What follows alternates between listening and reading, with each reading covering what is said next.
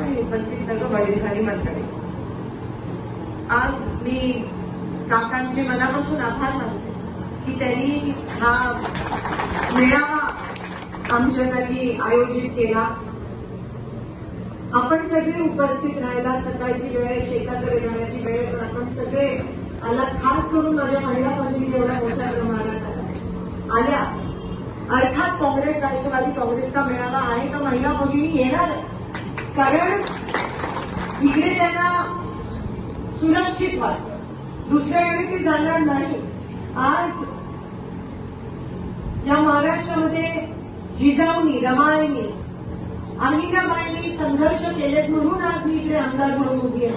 म्हणून तुम्ही इथपर्यंत येऊ शकता आणि तेच संस्कार काँग्रेस आणि राष्ट्रवादी काँग्रेसनी जपले.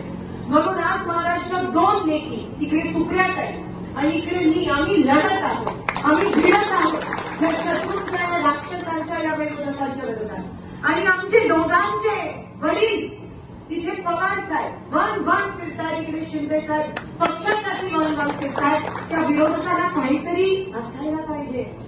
आज कोणाच्या विरोधात बोलतायत तुम्ही? आणि ह्याच्यावरून कळतं की त्याला संस्कारच नाही आहेत. एवढे वडीलधारी मंडळी, एवढी 83